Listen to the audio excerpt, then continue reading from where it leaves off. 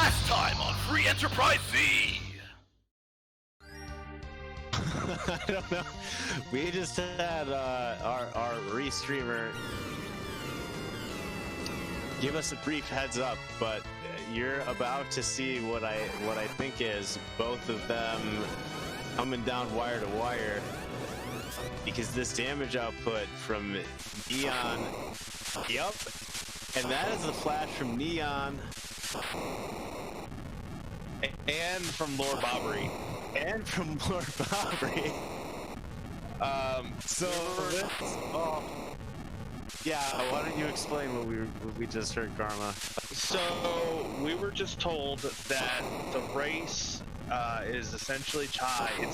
We cannot declare a winner at this time. There was a little snafu with the start of the race, so it needs to be timed individually for each runner. So we are currently unable to declare a winner for this race.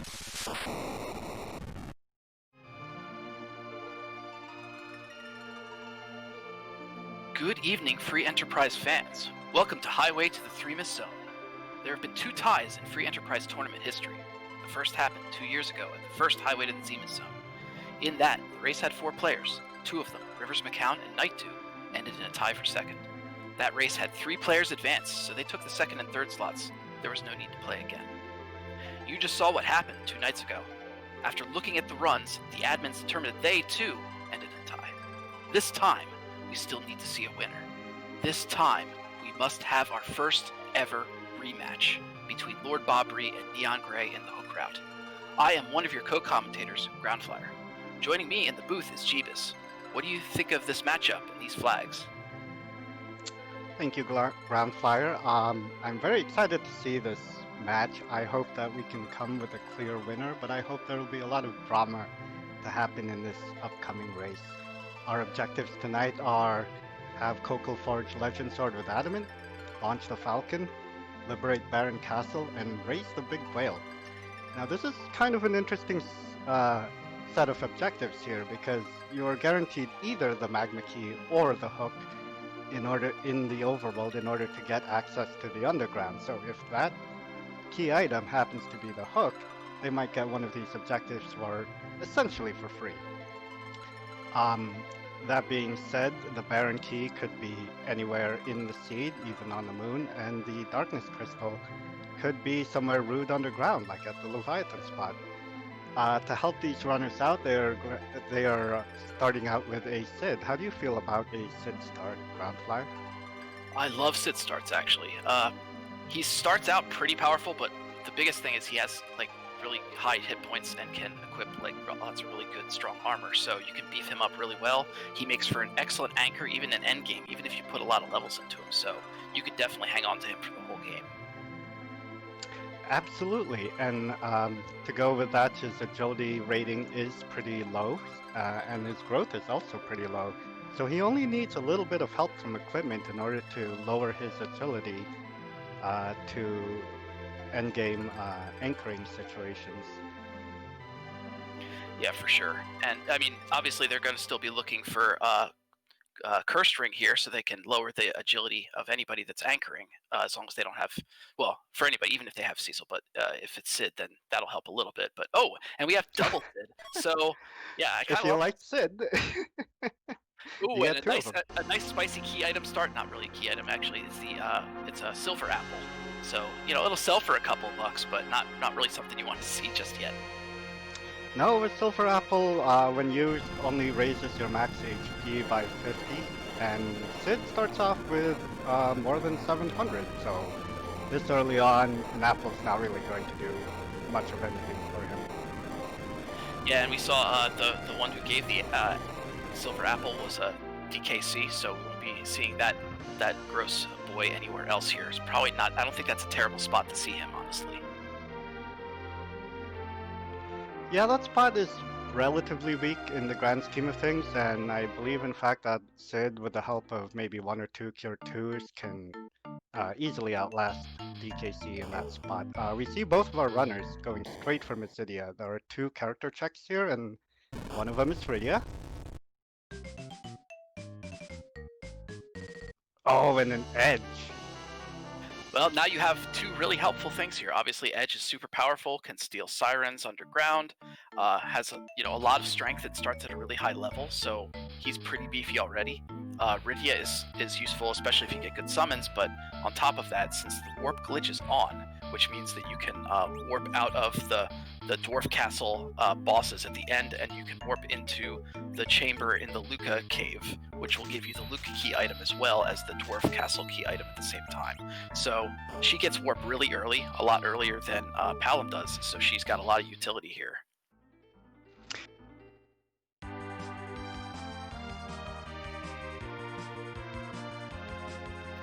Yeah, it looks like, okay, lordbobbree is heading into Baron Inn, so we're going to see who the boss is here. Ooh, that's an evil wall. That's a really nice spot for an evil wall. That spot has only around 400 HP, I believe. Yeah, I think that's right. And yeah, I hate to see it personally. As a connoisseur of evil wall horror, this is not where I want to see this boss. And we see neongrey looting the back of the watery pass. Zeus Gauntlet, that is an extremely nice find. It is a plus 10 strength bonus and resistance to giants. Yeah, it's a really spicy item.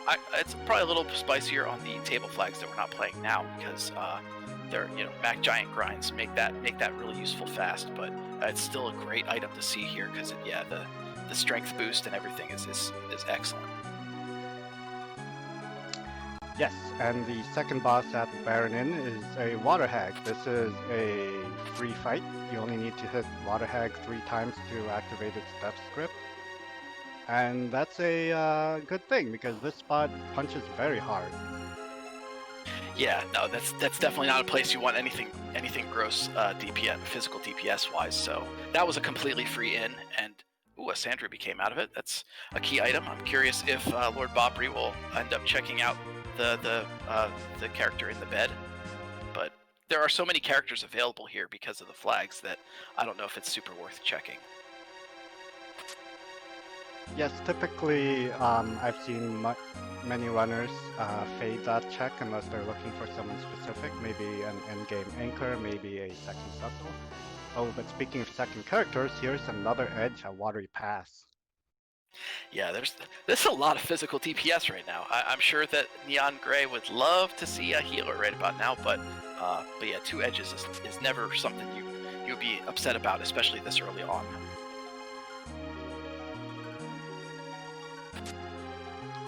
We see lordbobbree now going for the watery pass as well. Oh no, he's going to check Kaipo. Probably wants to see what character is available at that inn. Maybe it's a white mage. Yeah, that would give him a pretty sizable advantage. And it's an Eddie, not quite the white mage they were looking for, unfortunately.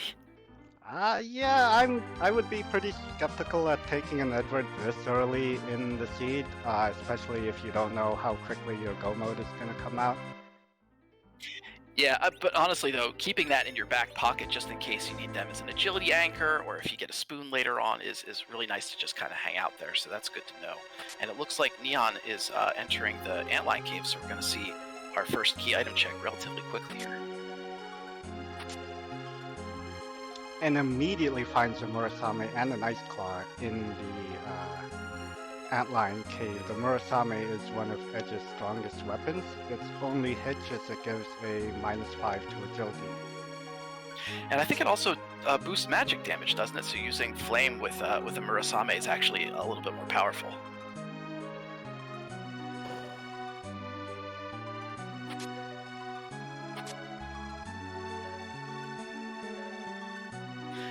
Yeah, look at all these items coming out. It's like T Wildish. You can definitely tell one of the flags determines how loot is dispersed, and it's T Wildish means that it's got wild, which means really good loot, and then the ish means that it's dispersed in a way to have better items in more obscure places or places that are behind a key item.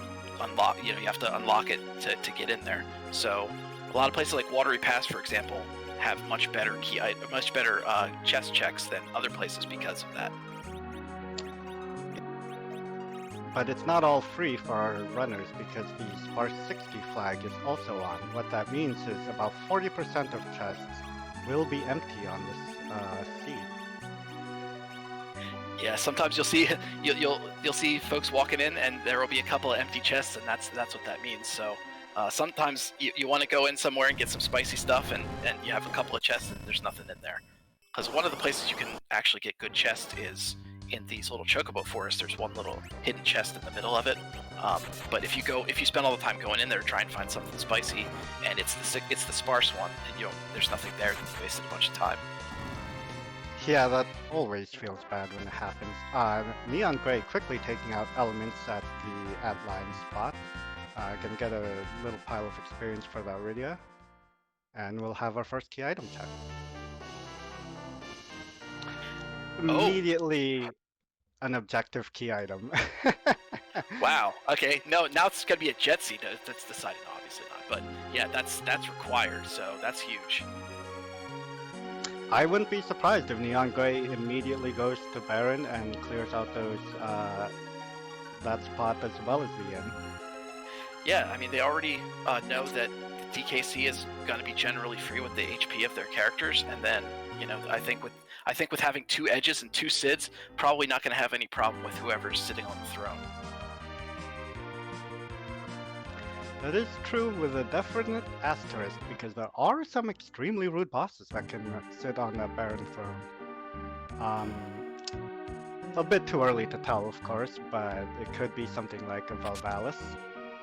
But if it does, that cane that lordbobbree just found might be useful.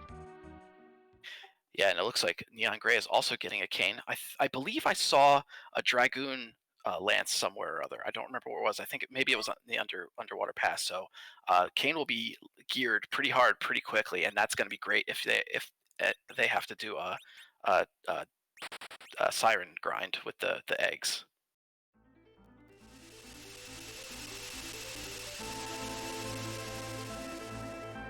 Yep, the Dragoon Spear gives a quad damage multiplier against dragon enemies, and that includes both the egg, which hatches into a yellow dragon, and as well as the gold dragons on the moon, which is typically another popular siren grind.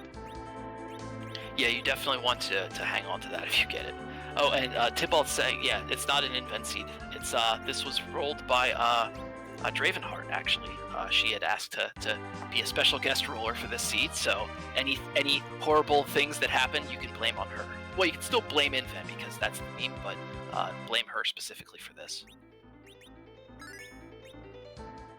Absolutely. Tonight is 100% blame Dravenheart. Maybe 90%. I'll take that. Ooh, lordbobbree uses a very powerful flame to instantly kill that element's Mylon Z form. Yeah, that's the difference between the Murasame, and not having it. Was that I think that magic boost is what made that really powerful. And Neon Grey did the check over here at Hobbs to get the free summon and got an Ashura, which is super helpful right now since they do not have a healer yet. So that might help them a lot in the early game, especially. That's right. Shura has about a 2/3 chance of actually healing the party instead of casting Life 1, but when she heals for basically all of their HP. Yeah, the only thing keeping them from using it is that they need to get some magic points on Rydia, because Rydia does not start with too many. But thankfully, she levels pretty quickly, so it wouldn't be too long before she could at least cast one of them. That's right. Neon does continue on Hobbs to find another Rydia guarded by Karate, while lordbobbree is going straight to Baron. Ooh, and it looks like he's doing a quick little check in the Baron shop here. I love this check because you can get really good gear in here. Unfortunately, that's not super spicy in the weapon spot, but the Strength Ring Wizard gear is pretty good in the armor slot. If he can get some stuff sold, it looks like he's got a couple things to sell. Get some cash. That would be really nice for this early game, getting some characters geared up. Another potential buy would be that lightsaber, while it is extremely expensive at 66,000. It is one of Paladin Cecil's best weapons. Yeah, I guess it's his 3rd best, is that right? Depending on how you rate it against the defense sword, it's either 3rd or 4th best. The light sword has holy elemental properties and 99% accuracy, while the defense sword has a little bit more damage, plus, but it only has 90% accuracy. Yeah, I think for me personally, a defense or light sword would probably be like the bare minimum where I'd actually accept the Cecil, but I don't know. With the vanilla agility, which is the flag that's on here, when you get Cecil, he becomes your agility anchor, which means no matter where you place him in the groupings, he will always be the anchor by which all bosses and the rest of your party they determine the agility and fight order and stuff. So you want to be very careful when picking him up. Right, having Cecil in your party makes it a lot harder to switch your anchoring situation on the fly, so bosses like Wyvern, bosses like Evil Wall become a little bit more complicated to deal with. True. And honestly, with these flags, you see a lot of folks dropping Cecils just for that reason. And then, of course, the best part is they do that, and then, like, the next place they go, they find a free crystal sword, and they feel really bad about it, and we all laugh at them. I'm just kidding. Well, we laugh a little bit inside. Oh, you're too nice, Groundflier. I laugh on the outside when that happens, to be honest with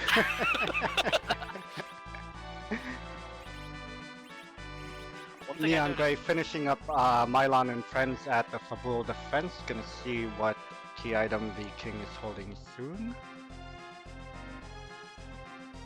One thing I noticed a little earlier is that lordbobbree, I don't remember where he was looting, but he got an hourglass and a siren, so those could be really interesting later on, potentially. And it looks like that was an adamant for neongrey, so they just got half of that forge. Well, obviously they need underground access, but that's a really spicy rock to find right here.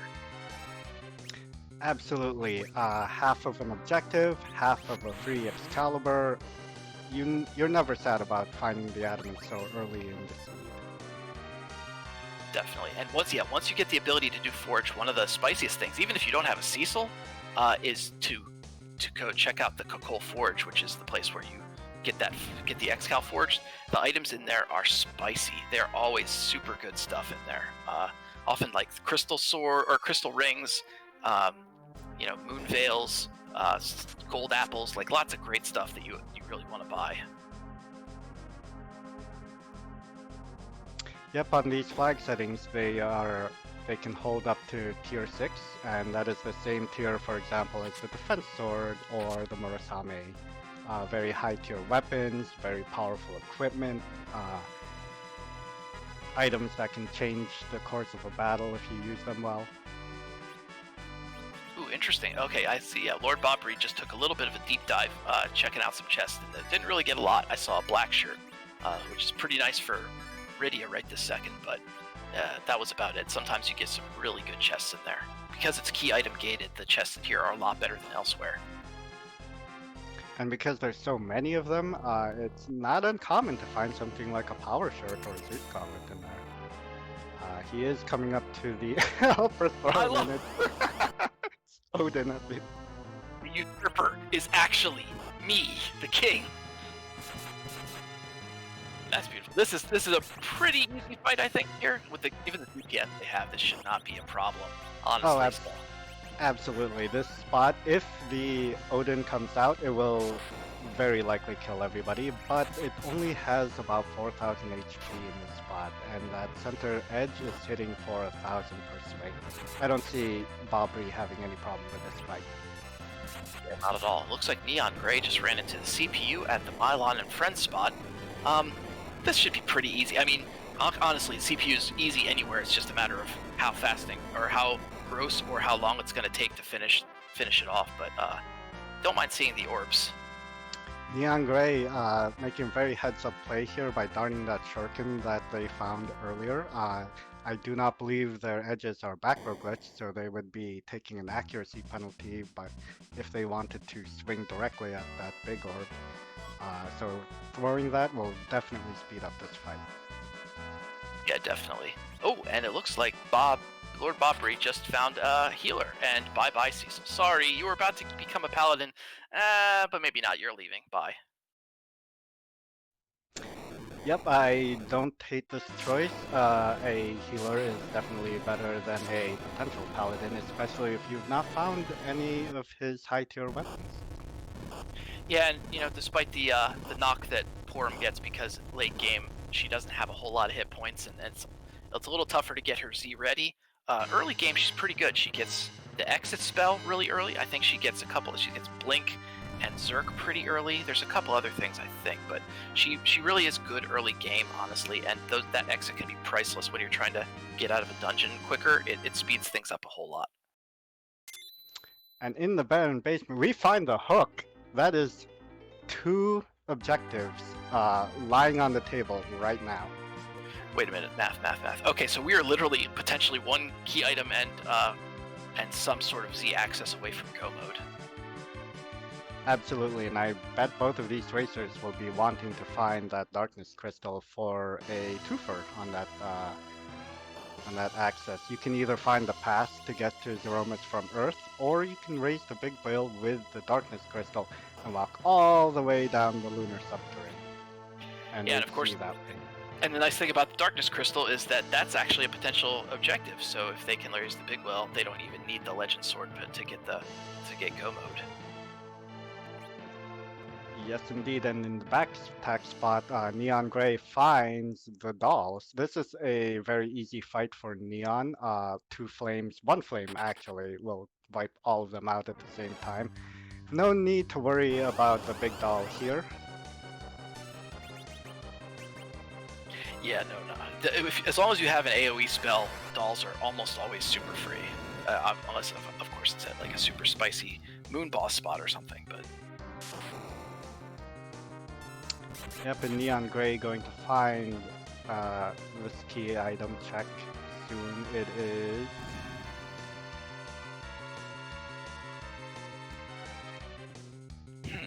Not so great.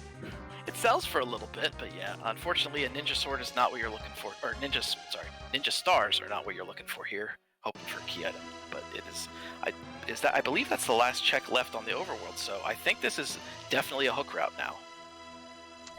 That's right. There is the Baron basement.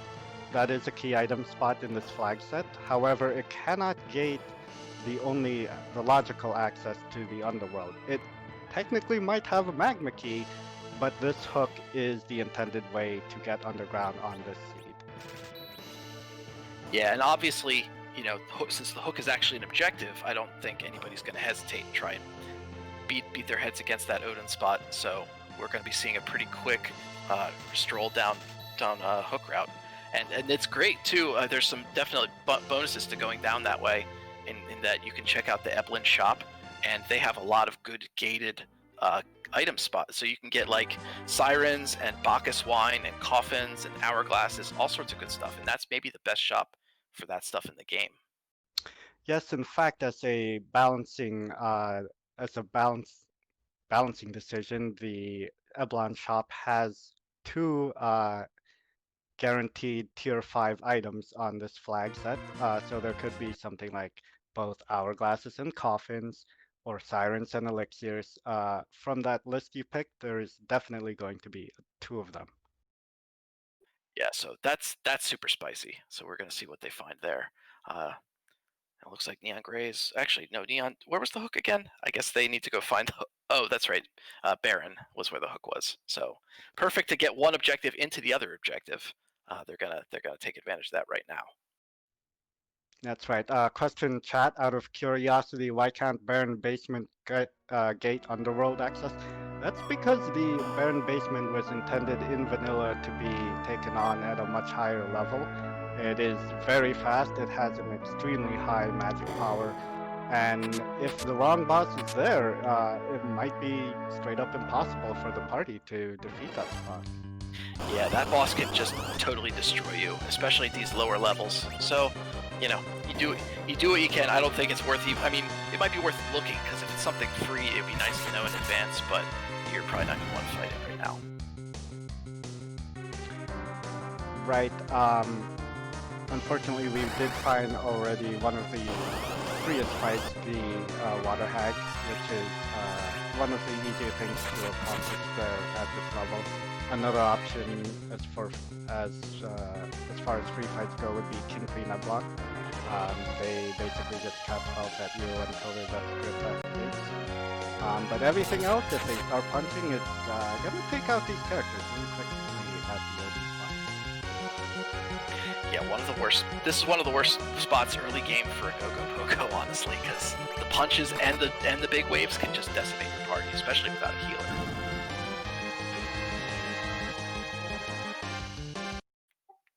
Good, we got Lord Bobbree back. It looks like he is down in Eblin because he's fighting the Staleman chest, so he's going to get a really nice item out of this.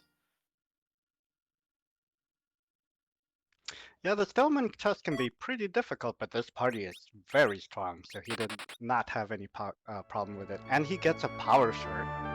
Boy, you never hate to see that. That's, what is it? I guess that's the best chest piece for DPS, pretty much. The defense is really good, but especially the strength boost is remarkable. Absolutely. With a plus 15 bonus to strength, the only thing in the game that matches that for the chest piece slot is the adamant armor, and there are no adamant armors in this flag set. Yeah, actually, I'm trying to remember how much strength is it to bump a multiplier on your DPS? It is 8 strength, so a power shirt gets you most of the way to 2 multipliers. So yeah, that's real spicy. Oh, and crud, I just missed it. Who was at the Rubicante spot? It was a lunar sparkle, so it could be any one of, say, Wyvern, could be, well, it can't be Wyvern because Wyvern can't gate the underground, but it can be D-Lunars, it can be Ogopogo, it can be Paladin, it could be Plague. Yeah, honestly, a couple of those are really gross. Well, Plague will take a long time. That's really unfortunate if you run into Plague just because of the time-consuming nature. But Wyvern would be... Oh, yeah, right. You can't be Wyvern. Ogopogo would be super bad. Oh, Ogopogo would be probably the worst for this party. They have very high damage, but Ogopogo does HP % damage to your party. And Porum's heals are not strong enough to heal the relatively high HP of Edge. And say, even Cecil or a Sid with some levels, she would have a hard time healing. Ooh, I don't know if you saw that, but neongrey went and did the little secret path behind the Baron shop and checked out some stuff and found a defense sword.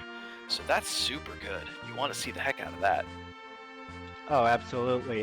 Defense sword is arguably the strongest sword for Kayn as far as raw DPS goes. With that 90% accuracy, it beats out any of his spears until he gets to high mid 50 level, high mid 50s. So I just saw in Lord Bobbree's inventory, and I'm guessing these came from the Eblin shop. We didn't get to see that, but I saw both Bacchus and Hourglasses. So those are really great. Those Hourglasses are going to make these Mag Ogres completely free. And one of the nice things is the life glitches on. So if you use life on a dead enemy, they return with 0 vitality and immediately die again, and you get double experience from them. So these are great grind right before the Rubicante and King Queen Eblin spots, and now they're completely free as well. Absolutely. He also had a stack of coffins in his inventory. Those coffins are also a high tier item that you can buy in the gated shops, and uses one of them and seems to be keeping the rest in reserve. A decision that I like to see, since we haven't seen Dark Imps, the Baron Guards, or the Kaipo Guards, all of which are bosses on which you could use those coffins. Yeah, and even the Dark Imps too. The coffins make things a lot easier, just because you can take out characters and not even have to hit them and get a counter script or anything like that. You can just kind of finish them off immediately. Yeah, Baron Guards can be extremely rude if you don't have a good way of dealing with them. Although we have seen a lot of Mute Knives too, so those edges can do a lot of damage to mage-type enemies just by swinging. Yeah, you love to see that. Ooh, some Murasames too? I missed that. That's a lot of good edge gear right there. Yes, he found another Murasame right as he was exiting the Eblon caves. It was a very nice find, honestly. Yeah, wow. Don't hate to see that when you've got two edges. One of the tough things about edges after sort of early game is to try and gear him up a little bit, because those short swords don't do significant damage. You want to get something better before you hit a Z fight. So getting two Murasames early it changes this game a lot, and he becomes super powered.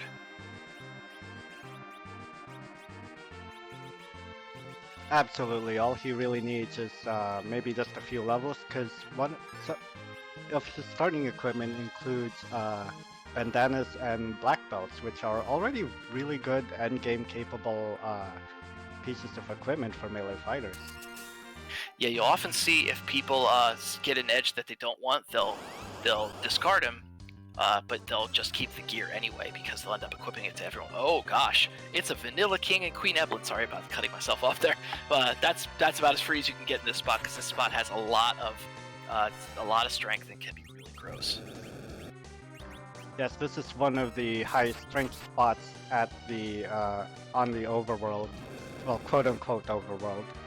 However, King and Queen Evelyn, they don't use physical attacks; they just cast magic at you. Yeah, and neongrey just threw on a Thunderclaw and almost one-shot that Odin. Got like 3,600 damage in one shot, so that Odin was not going to last too long after that kind of hit.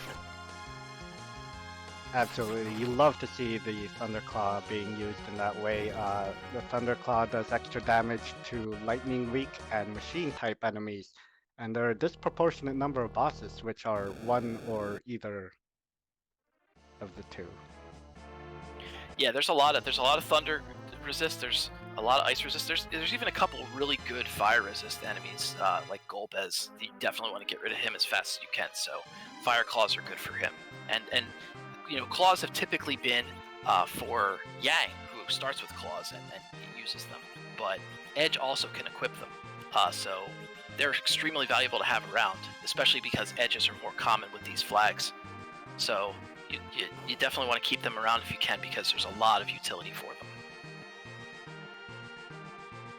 Absolutely. Between the three elemental claws, Edge has the highest, I believe, access to elemental damage. He is only missing Holy. Nuts. I was hoping for a tougher Sparkle, but we got a Pale Dim. And I believe lordbobbree does have that Dragoon Spear, so Dragoon Spear is strong against dragons, and Pale Dim is a dragon, if I recall correctly, so he's gonna die real fast.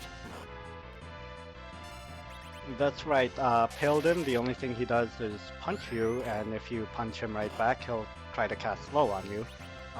The only thing you can't do is cast elemental magic at him, which he will absorb, or use summons at him, which he will respond to with Quake.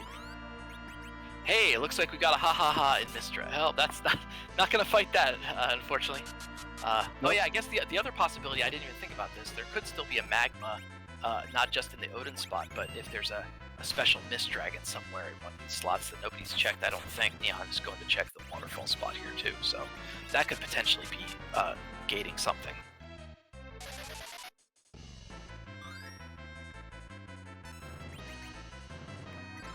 Oh, but it's only the King of Summons himself, Bahamut. You kind of hate to see him in a spot that you wouldn't otherwise fight.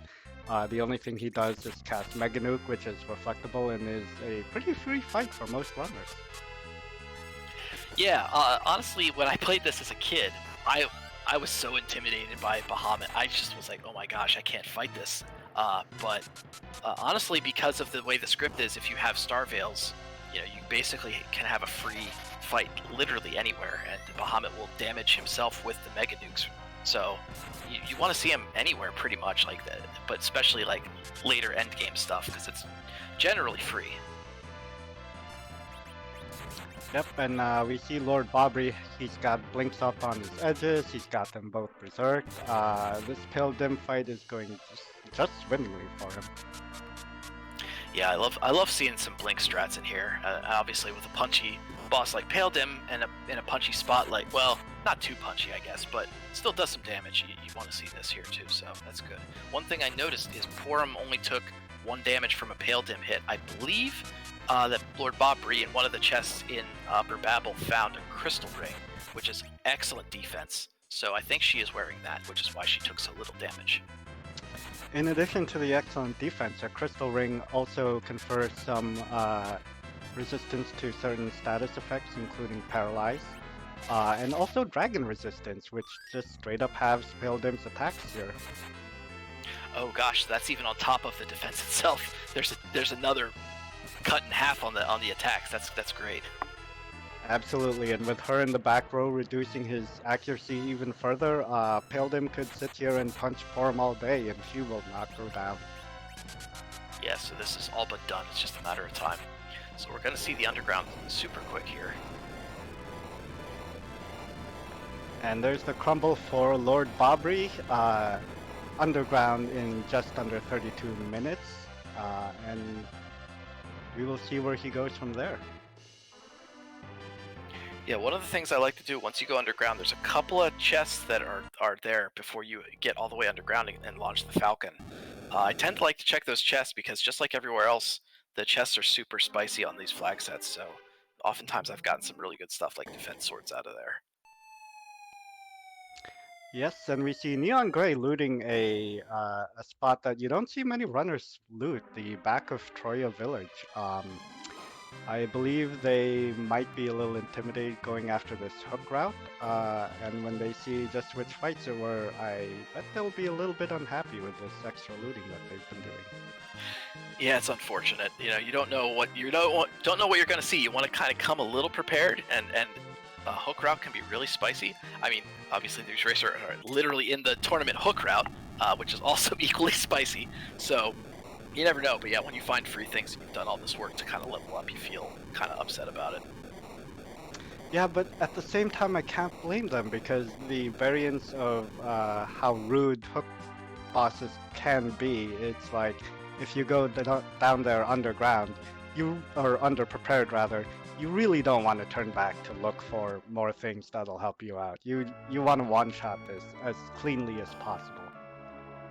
Yeah, one of the things I really dislike is like if you get down there and you don't have enough levels and you haven't, you don't want to bother going back, you end up unfortunately having to like actually do some grinding on random boss encounters sometimes. Ooh, and we got a building inspector as our job dwarf.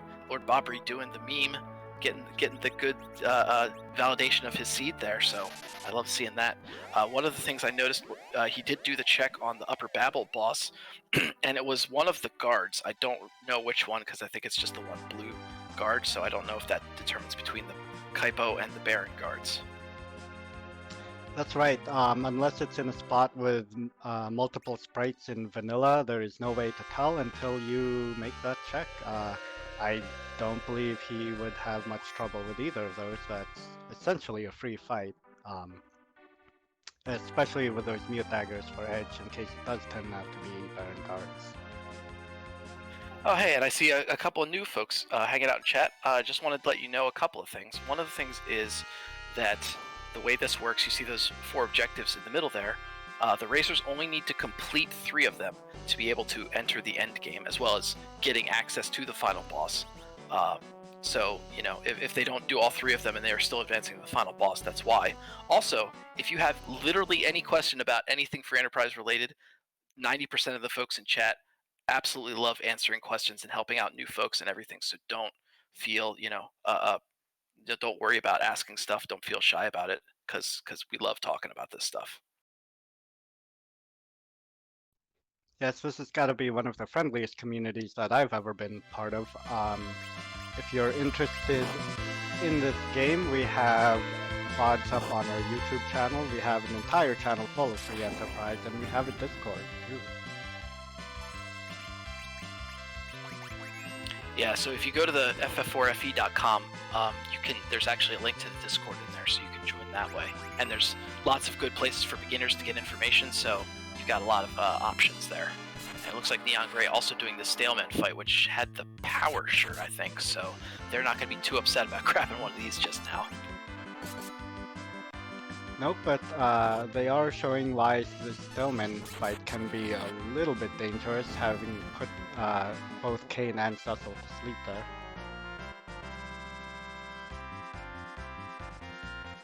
Yeah, Yeah, there we go. I don't know if you've ever tried with a less powerful party, but sometimes they just punch you, and then someone falls asleep, and then they punch someone else, and then they fall asleep, and then that just keeps going until your party is dead.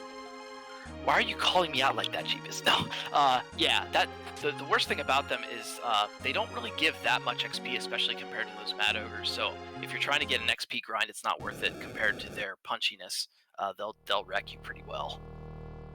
No, the prize there is definitely that power shirt that they found, especially since the Mad Ogre chest, which is far more popular as far as the grinding option, only had a silence staff this seed. Speaking of grinding options, Lord Bobbree is frozen, but I believe he was in Dwarf Castle and just found Sirens, so that's a great grind option right there. Yep, Sirens when used in an area with encounters will call down the rarest encounters, and there are many options for grinding by having that sort of guaranteed encounter. One of the popular ones are eggs underground. There's also warlocks on the moon and double gold dragons on the moon. Yeah, and I'm gonna give you a little spicy strat. If you don't have silk webs, if you use a siren outside of Kokol, you will get I don't remember is it an arachne? It's one of these spider enemies. And you can, if you have an edge, you can steal silk webs from them. So it's always good to have that in the back of your back pocket just in case you can't get silk webs, because those are extremely pivotal in taking on Zeromus. Yep, I believe it's a centipede enemy, which is great because those are extremely easy to kill. Oh, there you go. I knew something with legs. Way more legs than I was thinking. Yep, just think more legs. Lord Bobbree finding the Mom Bomb in the first boss slot of Dwarf Castle. With the power this party has, I don't expect he'll have too much trouble with it, but it will hit kind of hard. Yeah, it's gonna be punchy, but I mean, I think the key here is getting those Zerks up, because the thing about Mom Bomb is there's a script where Mom Bomb kind of gets inflated and then explodes and turns into 6 baby bombs. And what happens is once you get that script, if you can deal 9,000 extra damage, and it's always 9,000 no matter where you go, no matter what spot, you can skip the explosion script, which you don't want to have to fight extra enemies, and you also get damaged by the explosion. So I think with this amount of damage, though, I don't think he's going to have any problem doing that. Nope, and we see neongrey stepping into that Mad Ogre fight, throwing out an hourglass and those life pots for the life glitches. Groundflier, how does the life glitch work? Yeah, so when you kill an enemy and you see them disappear like that, and you see a life get thrown out, what happens is enemies have 0 vitality. So when you bring them back to life, quote unquote, they actually return with 0 hit points and immediately die afterwards. And what that does is you can actually get a second kill off of the same enemy in terms of experience. So you double, or if sometimes you get more lives, you can get triple or whatever the experience from one enemy. You can't do that with the last enemy on screen though, because that automatically triggers the winning fanfare and all that stuff. So, but you can do it with all of the other ones, which is nice for Mad Ogres because you've literally got 3 enemies that you can get double experience for. Yep, careful use of the life glitch can really speed up a grind for either of these runners. And Lord Bobbree is now stepping into the second fight at Dwarf Castle. We have Leviathan. Leviathan immediately casts Big Wave at the beginning of the battle, which damages each of the party members by 25% of their max HP. So it's a really good thing that he skipped that explosion. Yeah, absolutely. And then this spot has such low HP that it took like 2 shots to take him out. He even put a Thunderclaw on Edge. I don't even think that Edge got a chance to hit, so that was super quick. Absolutely. neongrey now stepping into the King and Queen Eblon fight. They will find themselves the freest fight they could find here. Yeah, I'm not sure what their thought is on that, but at least they're going to get underground pretty quickly, so it's going to work out pretty well. And Lord Bobbree is about to be able to do the warp glitch, so you're going to see with that Rydia, who gets warp very early on, he's going to cast warp, and that will send him back into that Luca. It's actually the same crystal room. They just duplicate it for this for the purpose of this game, because to save space probably. So you end up being able to go back in and getting the item from the Luca Cavern without ever having to enter Luca Cavern. And when you walk back out, it goes to the last place you were, so it actually just takes you back to Dwarf, and then you can get the Dwarf item as well. Yep, this is a glitch in the vanilla game. Oh, and it's the Legend Sword. That will let Lord Bobbree forge the Excalibur for his third and final required objective. Yeah, odds of the whale being raised have lowered considerably. Obviously, if they find darkness first, then that's not the case. But we have 3 objectives, literally Z access away from Go mode. And with the Sirens already found, it's really just a matter of time to kind of punch through those levels and getting yourself Z ready. So as soon as these runners find the way to Z, it's basically game over. That's right, and there are a number of effectively free checks left to these runners. I don't believe Lord Bobbree has checked the Feymarch chest or done Sheila 1, and he also just got a rat tail from that Dwarf Castle fight as well. Yes, that's nice. Since you got that hook already, you can just go check over at the Adamant Cave with the carrying the hovercraft and turn in that rat tail and get another key item. So there's a couple of freebies already right there. Yep, Neon Grey stepping into their Pale Dim fight. I believe this will go extremely quickly with that Berserk Cane with the Dragoon Spear. Yeah, through that Bacchus on right away. He's going to be doing like 3,500 damage a hit or something. It's going to be real good.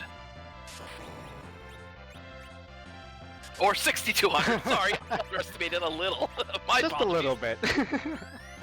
With that sort of damage, that Pale Dim will last about 5 hits. At the most.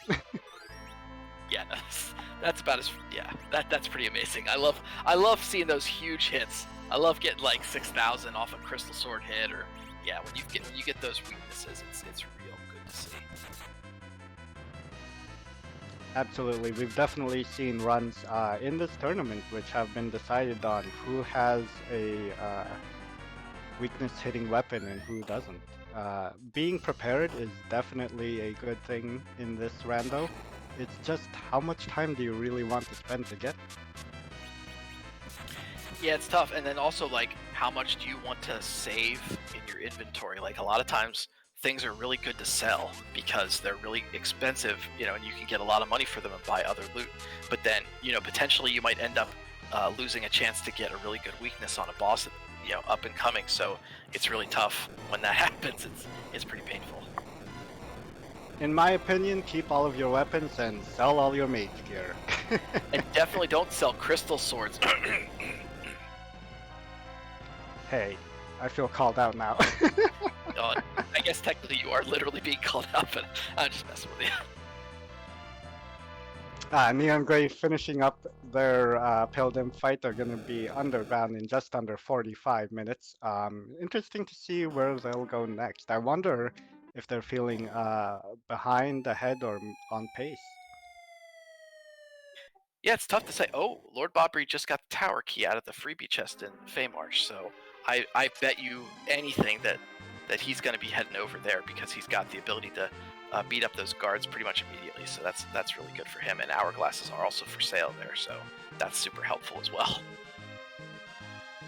Yep, Neon Grey also peeking the boss, finding that blue-shirted guard. On Lord Bobbree's side, I believe this is just going to be a quick peek at the bosses. Yep, Octomam and Antlion. Those are pretty rude bosses in their spots. Yeah, especially that Leviathan and Octomam. That's super punchy. Like that's going to one-shot literally everyone in the party right now without some real XP. So honestly, my guess is that Lord Bobbree is going to be fading that for quite a while because you've got both checks on tower, you've still got Sheila, you've got the Rat Tail. Like there's so many other places to check beforehand. Yeah, I agree with that. You don't want to take a potentially tough boss when you have key items that are literally just waiting for you to walk up and find. As we see Neon Grey going straight for that Feymarch chest, gonna find that tower key pretty soon. I imagine they'll also pick the bosses, and I imagine they will also immediately leave when seeing that Octomam and the Antlion.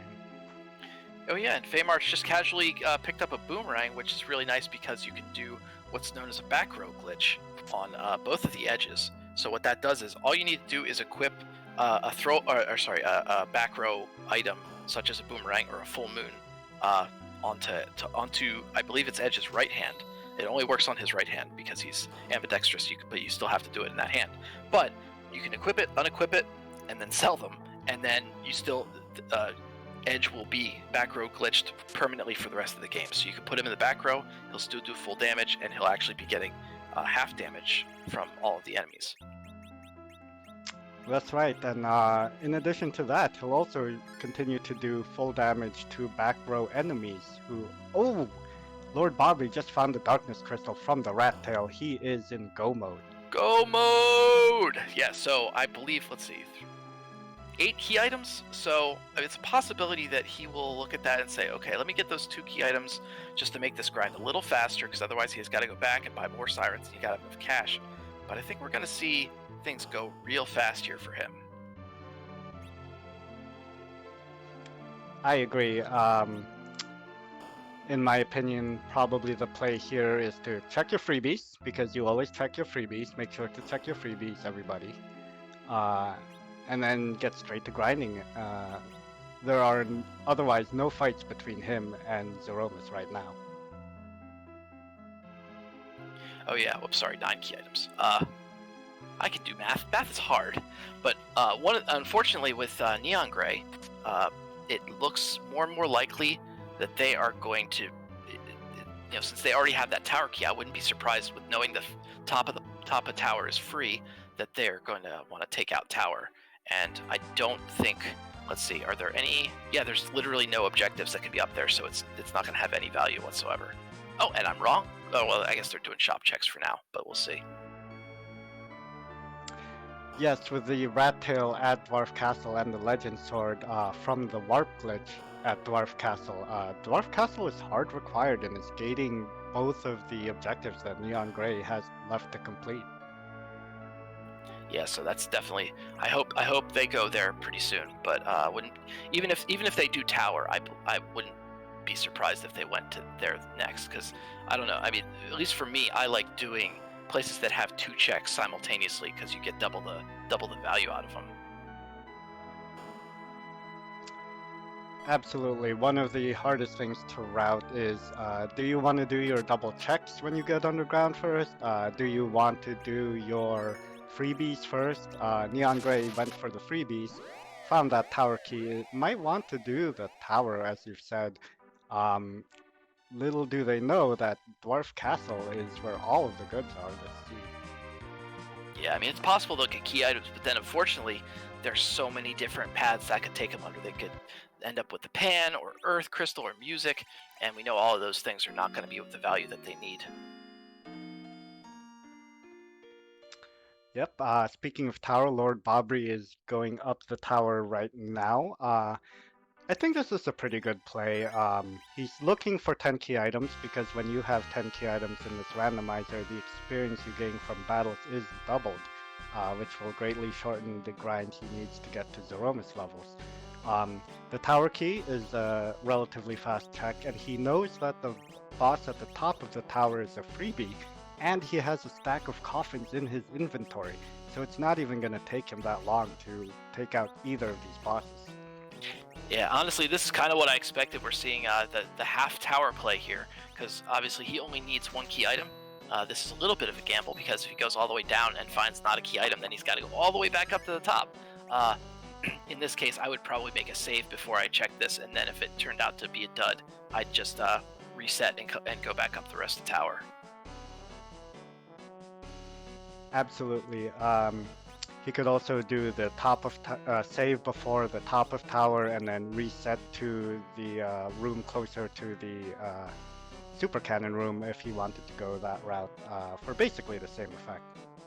Yeah, exactly. Oftentimes when I do it, I'll save in the bottom save point and make another save in the top, so just in case so I can heal up and save and stuff for the first boss, and if that doesn't work, just reset all the way back. Yep, and we see Neon Gray going straight for the required spots here. Gonna take on this Mom Bomb followed by Leviathan. Gonna find the Rat Tail and hopefully warp for the Legend Sword as well. Yeah, that's great. This is definitely what you want to see, because they are going to go straight for the needed objectives. It is kind of a bummer sometimes seeing one, when you kind of are already in the know, and you see a racer going the wrong way. So I love seeing both of them getting the right plays here. Right, and as you said earlier, there are so many rabbit holes that are possible here. If Neon Gray found the Darkness Crystal first, which we know is impossible, but that could have led them to the moon, possibly, or the Earth Crystal, the Twin Harp, even something like a package might entice them to look for a hidden Demus. Yeah, oh yeah, exactly. Like, there's all sorts of stuff. And a Sorcerer Robe, so unfortunately, lordbobbree might be ending up going to the top of tower. Looks like he's thinking for a moment. I don't think lordbobbree did Sheila 1 either, so that would be another good check. You'd always want, like we always are saying, and I'm shaking my finger, and you can't see me do it, chat. Always check those freebies, because if there's something required out of a freebie, you're gonna feel so bad for skipping it. Yep, and it looks like lordbobbree is gonna go to the top of tower. I don't know about this. If you spend some time to try to look for a 10th key item and it's a straight bust, my inclination personally is to start your grind, because your grind does not start until you start your grind. So, you're in go mode. Sometimes it's best to just go in for the kill, no matter how many sirens you have to take to do it. Yeah, I mean, when you look at all the time lordbobbree's taken to find this 10th key item, and you consider, even though it's half, you get double experience at 10 key items, I think that honestly just using twice as many sirens would be about as fast or faster here. So unfortunately, especially kind of going up tower a couple of times, if this doesn't pan out, it's super not worth it. Yes, and giving a lot of time for Neon Gray to catch up here. lordbobbree had a pretty significant lead over Neon getting underground, and Neon's about to find the key items they need for go mode here. Yeah, absolutely. And this actually reminds me of the race 2 days ago, because I believe Neon Gray started kind of caught up to lordbobbree, ended up starting the Z fight a minute later, and of course we know the tie. So if we could see them make a nice comeback here and kind of get even with lordbobbree while he's messing around with bosses and maybe not finding key items, this could be a really close race still. Nothing would make me happier than to see that a nail-biting dual Z fight at the end, but we'll have to see how it turns out, as lordbobbree is throwing coffins at these guards. A very nice play by lordbobbree, remembering that he bought those coffins earlier and using them at a very appropriate time. Yeah, this is perfect. So this spot has something like 20,000 HP, so being able to one-shot literally both of them is awesome. And Luca key. So he just found 10 key items. His grind will now be double speed. So it shouldn't be too long until he's Z ready. But since he does not have the pass, which gives you free access to Zeromus from Troya, the Troya, I forget what it's called. Is it an inn? Whatever it is, you have to instead use the Darkness Crystal, go through the whole Raise the Big Whale, and then take the whole long walk down before you can fight Zeromus. Yep, that's about a 3-minute walk straight from Earth to the very reaches of the lunar subterrane. But with no pass in sight, I think it's pretty very possible that the pass might just be on the moon somewhere, and neither of these racers had any chance of getting it. Yeah, it's entirely possible. I mean, obviously there's still a couple of checks left, like Sheila 1, which lordbobbree did not check. If Neon happens to do that first and get a key item, as Inven just mentioned in chat, she will have that double XP with a lot less of the time, and this will be significantly closer. Yep, and we see lordbobbree going for Kaipo. Huh. Maybe he's trying to get somebody to be the anchor, because I guess his characters probably are all too high level, and that'll mess up the agility a little bit. I don't think we've seen who's here. Oh, that's right, it's an Eddie. So yeah, actually Eddie's pretty good at level 1 as an anchor. He's got a couple of agility, I think, but I think he's pretty solid. Oh, absolutely. Level 1 Edward has 9 agility, and the difference between, say, 7 agility, 8 agility, 9 agility, it's not going to matter once Lord Bobbree has the levels he wants for this Z fight. Yeah, I guess that'll pretty much guarantee that he'll be relative agility 1 with all of his characters as long as Edward stays down for the grind. Yep, and the way that works is if you have enough agility over your anchor, in this case the center character, because there is no Cecil in his party.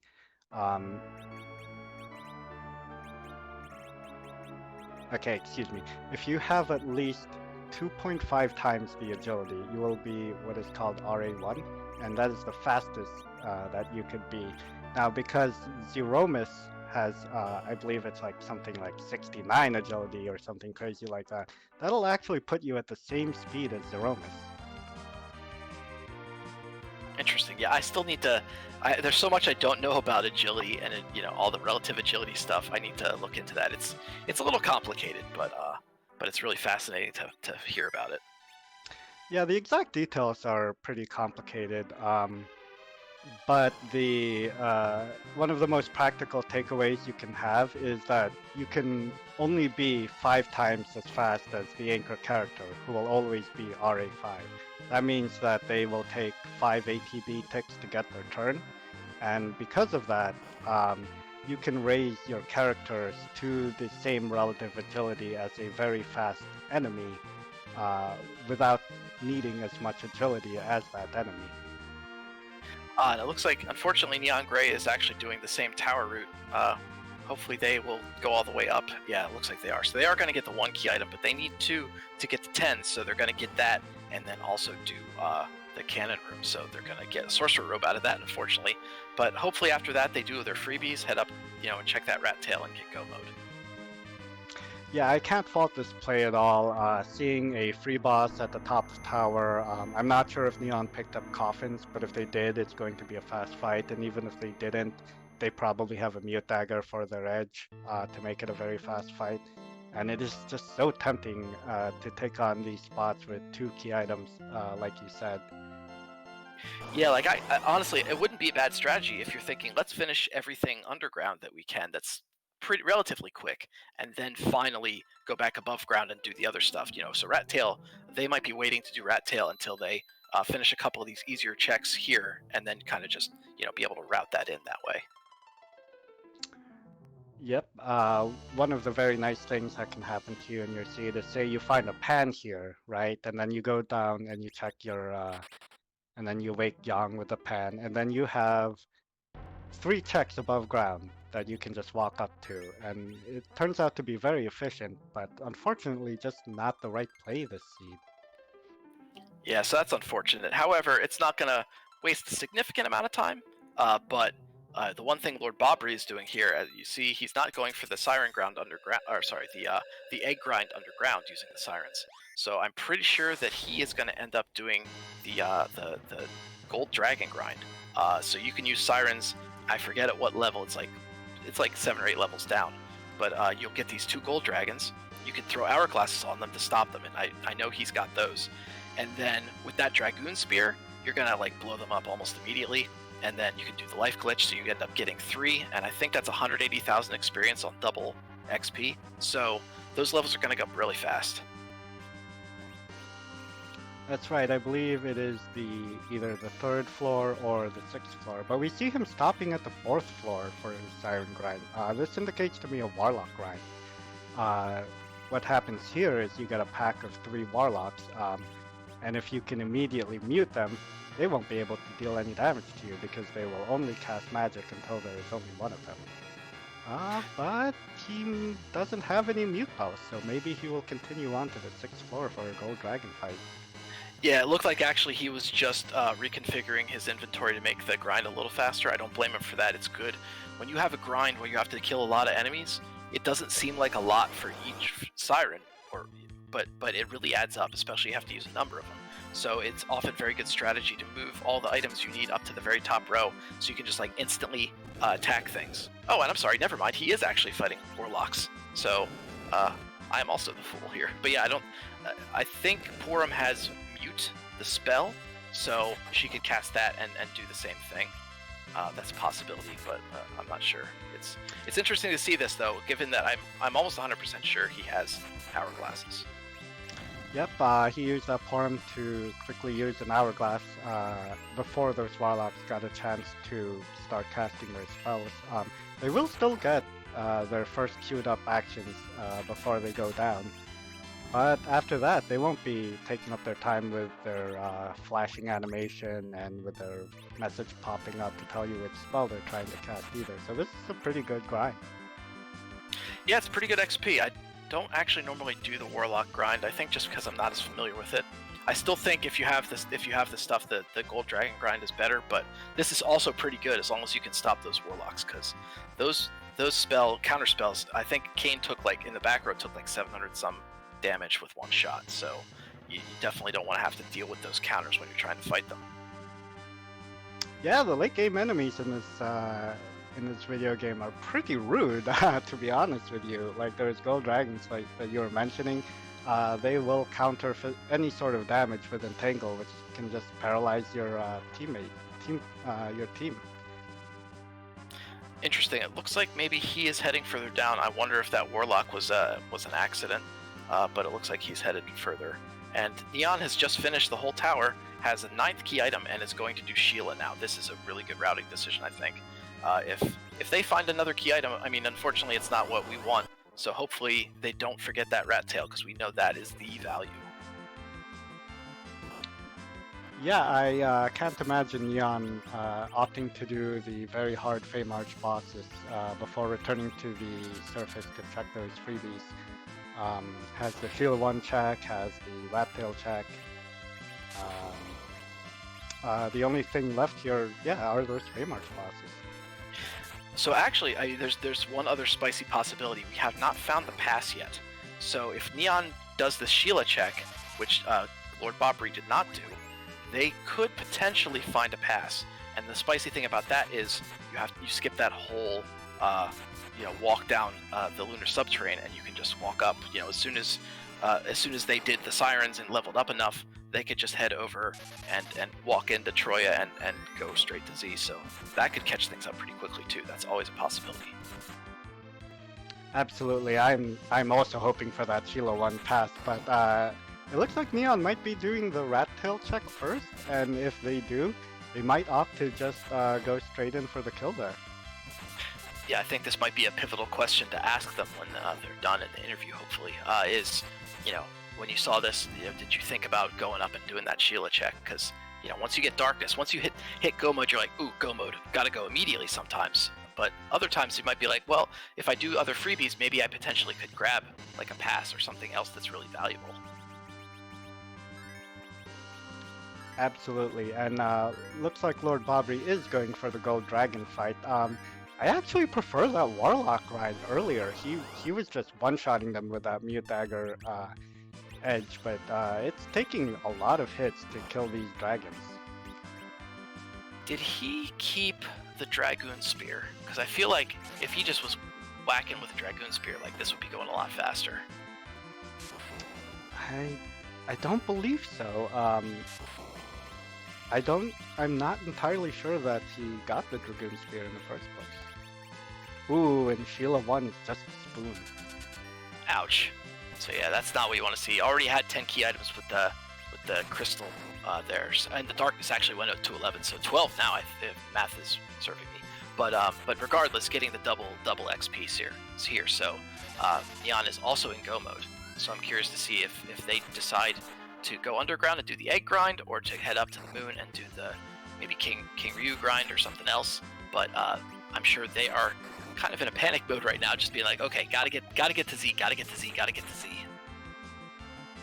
Absolutely, especially after checking that whole tower and only coming out with a, admittedly your 10th key item, but then you spend that time to do Sheila 1, and it's just, your 11th key item. They might be feeling a little bit behind. The nice thing, though, is that Neon has multiple sources of anti-dragon weapon, and it looks like they are going for the eggs here. I believe I've seen arty arrows and the dragoon spear in their inventory.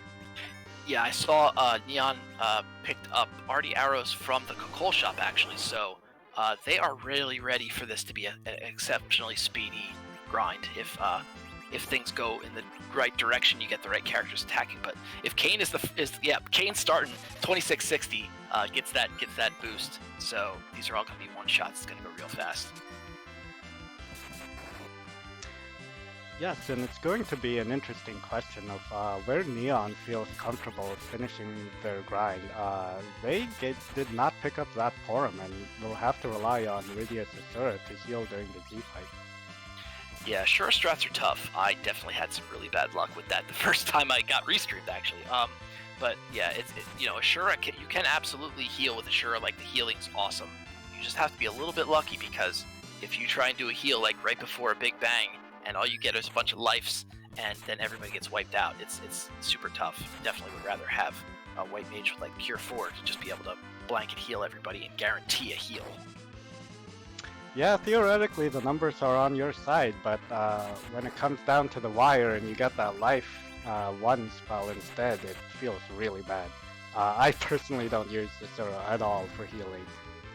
I tried it a couple times and I just don't like it, to be honest with you. Oh yeah, honestly, I would only use it as like maybe early game, especially if you don't have a healer.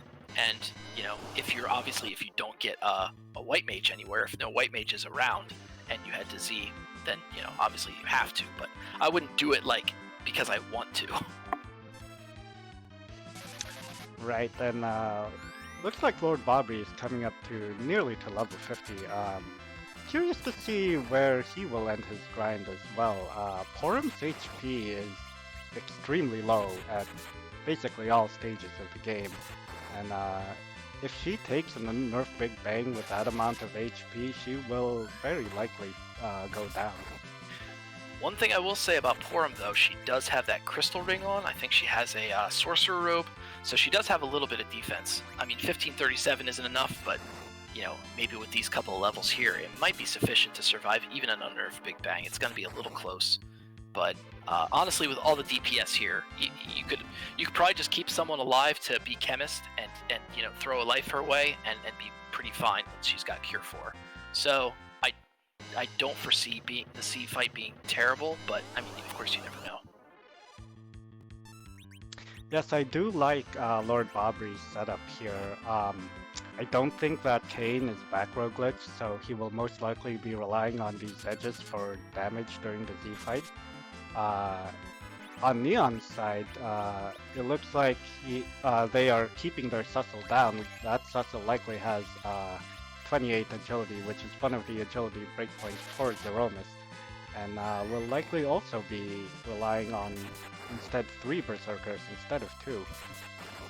Yeah, so one of the things about having Cecil, or really anybody, whoever your agility anchor ends up being, either the middle slot or Cecil, you have these agility breakpoints, and if you get close to the breakpoint and don't hit it, you end up fighting a very fast Zeromus at the end, and he could very well wipe you the heck out. But yeah, I believe at these levels, Cecil will be at 28, which is one of the important points, so that will actually make the agility work out pretty well in her or their favor. Yes, and the added bonus of having that Cecil anchor is that he has plenty of HP, unlike the Edward on lordbobbree's side, who will fall to the first stiff breeze that comes his way, really. Yeah, looking at neongrey doing this grind, like, again, putting the sirens in that spot, getting the K&B first, it's pretty fast. It looks like they're done their grind already, so they were actually able to catch up a little bit with that grind. Unfortunately, lordbobbree is already, pretty close to the Z fight, but they still can catch up, I think, here if they get moving pretty fast. Yep, lordbobbree's definitely going to get the first crack at this Z fight. I think it's unlikely that the leads will change hands unless Lord Bobbree takes a late white Z, which is entirely possible. One of the ever-present dangers of Berserk strats is that you get a unnerfed Big Bang straight into Medio, and that just takes out everybody. Yeah, because you get that like 1800 to 2000 damage or whatever it actually ends up being, and then Meteor drops and you get another 800 before you can even cure, and that can wipe out your party. But we are heading down into the depths of the lunar subterranean, and so I'm seeing some flags, and I think most of us know what's going on, but would you mind explaining what these flags represent? Sure. In Final Fantasy IV Free Enterprise, we randomize the placements of the bosses, we randomize the characters you get, we randomize what equipment is for sale in shops. But one of the things we don't randomize is the final boss, Zeromus. He is just too big. He has the spot has too much HP. His script is wild. So instead, we randomize the sprite that he appears in, and so we have a question, Groundflier, and that is, whose butt are we kicking tonight? Yes, everyone wants to see the butt. But yes, that's colloquially what we call the Zeromus is the butt we are going to kick. So we get to see one of these amazing sprites, most of which are done by the resident lore master and magician Scala Kitty, who has made some amazing, beautiful sprites that represent all sorts of different games and memes and amazing things. So we get to see who the butt is right now. Yep, in the meantime, neongrey is raising the big whale right now, gonna start sprint.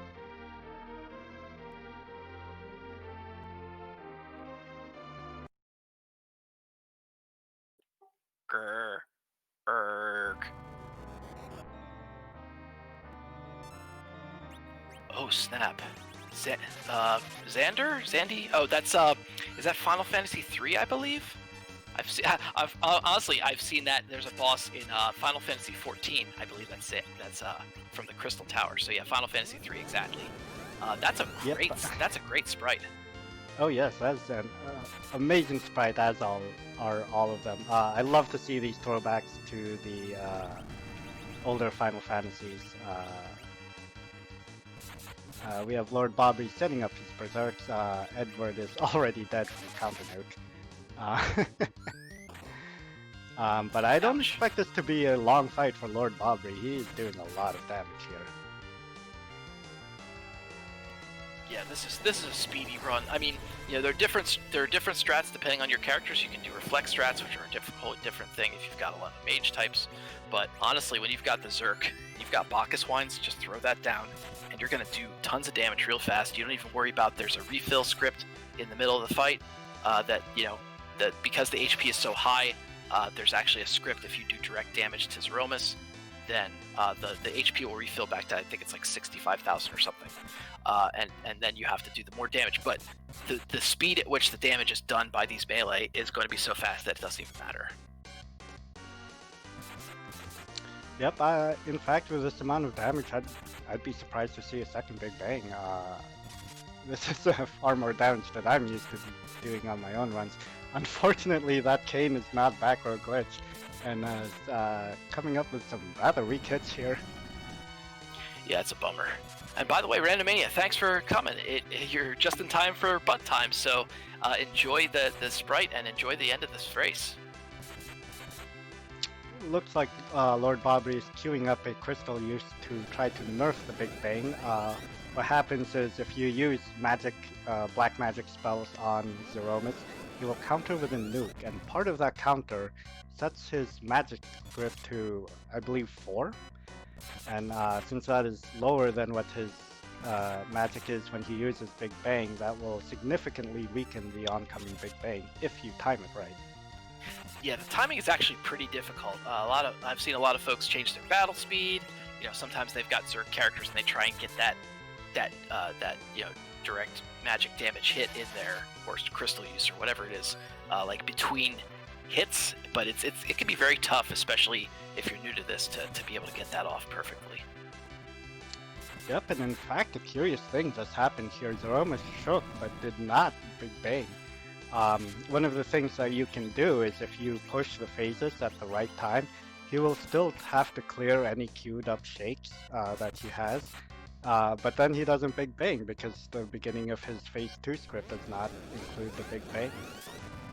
Yeah, exactly. So that means that the refill has already happened. So there's probably 60-some thousand HP left to do this, and does another crystal usage, tries to nerf again. Yep, entirely possible that this edge will go down soon, but I don't think it will present to be too much of a problem for Lord Bobbree.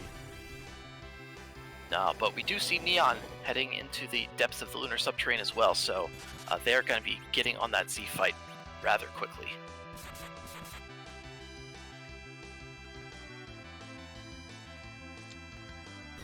You know, I have to wonder if Lord Bobbree's edges were backward glitched. If so, he could have changed the row positions of his characters to get that cane to do full damage. Oh, but we see rocks falling, which means we are nearing the end of this fight. Yes, just a couple of shots until the crack boom. Come on, come on, come on, come on.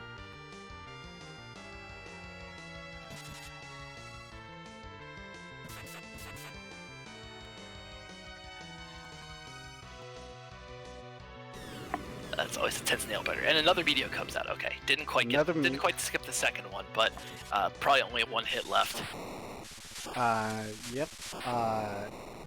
Each of these berserkers gets 3 hits. Oh, there's the crack boom. Threemus is down, and Lord Bobbree is the winner of our race with an official Discord race bot time of 1:16:02. Yeah, GG's. Obviously, if you're noticing the discrepancy in time there was a little bit of disconnect issues, but that is the official time. So hopefully we can get him in here for a post-race chat. I would love to talk with him and see how he feels about this rematch, because it's been awesome. And obviously you can see, Neon Gray is right on his tail, so this was an exceptionally close race.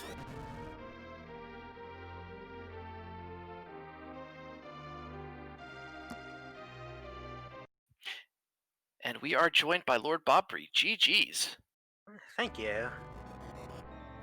So how did you feel about the seat, just like in general? Obviously, there's the hype behind, having this rematch here, but you saw things come pretty quickly and got to go mode pretty fast. Did you feel any pressure knowing that was coming so quickly? Yeah, definitely. Like, there weren't really any sticking points, so the whole way I was feeling Neon right there with me, I guess. Yeah, and honestly, you're very close, because they are in the Z fight on our screen right now. So this was a really close race. So that's awesome. Seeing after that dead tie that we watched 2 days ago, to also see a very close race today just shows how even both of you are.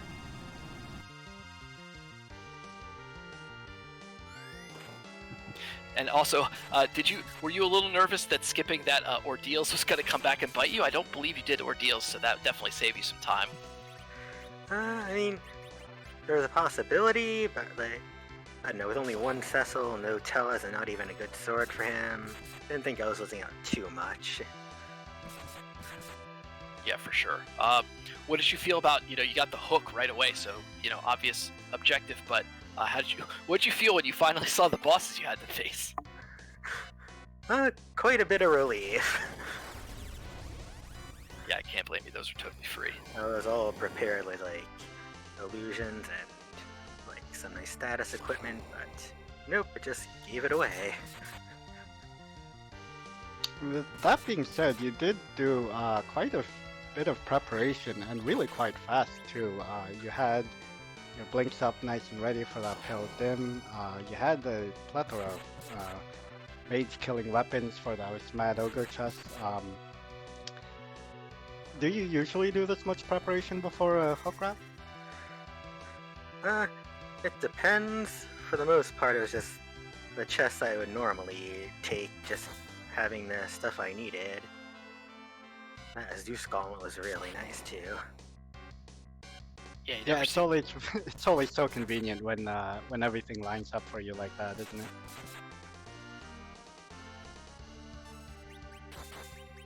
So, how did you feel? Oh, what was I gonna say? Now I've totally blanked. Yay! Hooray for me. Oh yeah. Sorry. How did you feel? So you got the darkness crystal. You obviously already had the 3 objectives. Were you at all concerned that going up and doing this grind, Neon Gray might end up finding a pass somewhere, and that you might be a little behind if that were the case? Yeah, that was a worry of mine, especially like maybe there was a demist out there or it was on ordeals. Plus that extra search for a 10th key item might have taken too much time for me in the end. Speaking of grinds, you started off your moon grind with a warlock fight and then switched to the gold dragons fight. Can you explain your reasoning behind that? I realized they didn't have any youth bells, so I figured I'd go for the higher experience King Ryu's, although with mage weapons, I think the warlocks would have still been faster this time. Yeah, I think unfortunately one of the things that Neon Gray found that I don't believe you did was a dragoon spear, which obviously would have made those gold dragons significantly faster. So that was tough to not have, but it made Neon Gray's grind, especially because they did the egg grind, go significantly faster. And they are also on Rock's stage, so we are about to see them finish up here as well. Nice. Alright, did you have any final thoughts on the seed, Lord Bobbree? Nope, I don't right now. Well, that's cool. GG's and congrats on going 1-0. You will face someone 1-0 next week. Are you a little nervous about who you're going to face? Because there's a lot of tough fighters out there. Definitely. Yeah, there are definitely people I'm in over my head against out there. I feel that in my bones for sure. My race is tomorrow, so I'm nervous. But yeah, congratulations, and I will let you go here. Neon Gray just finished up, and their time is 1 hour, 21 minutes, 52 seconds. GG. But yeah, take care. Good luck next week. Thank you, and you too. And we are joined by Neon Gray now. GG's, Neon Gray. Hey, healing is for people who see 2 big bangs. Quint. The dream. So out of curiosity, one of the things, you did a lot more preparation, I think, than Lord Bobbree did before you ended up heading down Hook Route. Were you a little nervous when you ended up seeing totally free bosses down there? Not really. Because honestly, I had no idea what that moon boss was going to be, and that could have gone very, very badly. And Pilgrim on that spot is not necessarily free. It's certainly free if you're going in with wine and that Dragoon Spear, but that is a fight with potential to go sour. By the way, quickly, Neon, you have turned into a robot. I'm pretty sure you're a cyborg. You definitely have some mic difficulties. We can still hear you, but I don't know if you were aware of that. I just want to make sure you do. Everything seems fine on my end. Can you try disconnecting, reconnecting real quick? Yeah, 1 second here.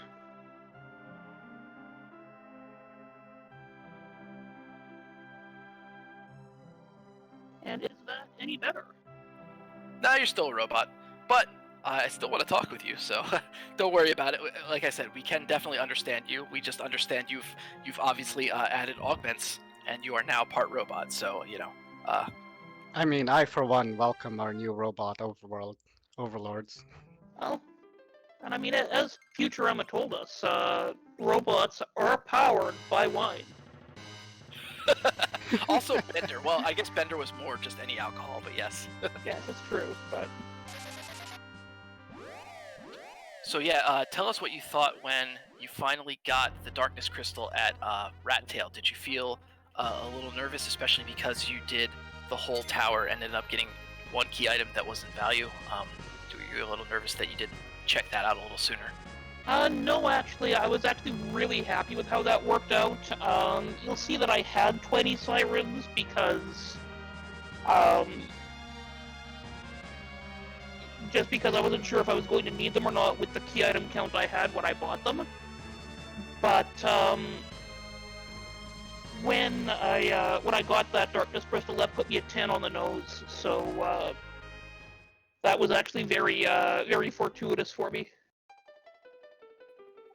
Yeah, for sure. So one of the nice things you had is that you had that Dragoon Lance on Kane. Actually, Lord Bobbree did not have that, and you ended up catching up a little bit just because your grind was so much more efficient. Did you feel pretty good about your setup, that you just kind of put all the items in the right spot and kind of got that grind done really fast? Yeah, aside from misremembering which shop had that heroin robe, I was really happy with how that worked out. You did a great job on that. That was awesome. Honestly, I mean, you did a great job on the whole race. I loved your routing. You know, you had a little bad luck with the way the key items ended up falling, but you were neck and neck with Lord Bobbree pretty much the whole time. I mean, you definitely caught up a lot. Your Z fight was just after his ended. So, you know, do you feel pretty good, given this was a rematch, given how close it was, how you did in this race? Yeah, no, I'm really happy with all that with how all that went. Obviously, there's room to tighten things up, but there always is.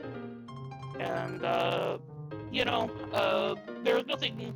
You know, I'm on my way down. I see the wind come in, or I'm like, well, now I don't need to feel bad about what I'm about to do with the fight, which is rarely a winning tactic, but it's always a good one.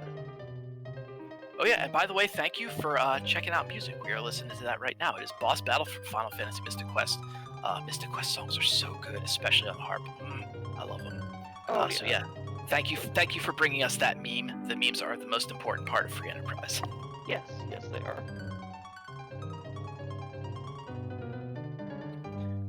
Yeah, any questions, Jeebus? I saw you go off and come back on. I had one, but I forgot. Hey, I just literally did that 5 seconds ago, so I totally feel that. Yeah, any final thoughts, Neongrey, on the scene? Not really. I'm really happy with how this fell out overall. Yeah, I wasn't playing perfectly, but who does? So, you know, I lost, but I'll take the lose. Absolutely, and you're 0-1 in the Swiss rounds, but you still have a chance to make it into the play-ins. And I do wish you good luck on your future matches. Well, thank you. I'm not holding my breath, but you know what? I'm not here to win. I'm here to take 5 drunk people into a fight against a cosmic horror. Absolutely. Yeah, no, there's so much fun to be had even if you don't win. I mean, that's kind of the way I'm playing, so I totally understand that. But regardless, GG's, you played really hard. You made this rematch amazing, and I really appreciate your fight.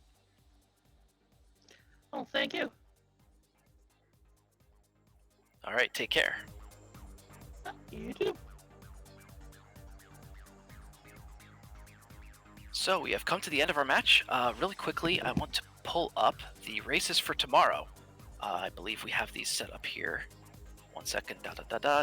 Okay, yes. So at 12 noon on Free Enterprise tomorrow, on the 28th, we have Sheep Launcher versus Imperial Dragon. At 5 p.m. on Free Enterprise, we have Beer Nerd versus It's a Starman. I'm super hype about that one. That's one of the best races of the week, potentially. At 7 p.m. on RPG Limit Break, right here, we've got Chaos Hades versus Roger McBain. And at 8 p.m. on Free Enterprise, we have RN Castro 86 versus Carent. So that's going to be an exciting slate of matches, and obviously there are other matches that you won't see on here that are going to be available elsewhere. And it looks like we are headed over to Free Enterprise, where I think another race is still going on. So thank you all for hanging out. It has been a pleasure, and it's been a pleasure chatting with you, Jeebus. This has been really great. So I appreciate you commentating with me, and I don't want to forget either. Thank you, Invenerable and Scala Kitty, for helping me put together that weird craziness at the beginning. It was super hilarious and also awesome. So thank you to that, and thank you all to chat for hanging out. But yeah, please do not spoil when we head over there. But yeah, what do you think, Jeebus? Yep, I had a great time. Thank you, groundflier, for commenting with me, and also thank you to X Pancras for tracking tonight, and Invenerable for the restream. Yeah, there's still more races, and I hope you enjoy all of them. with that, I believe I will bid you all a good night, everybody. Yeah, peace out, friends.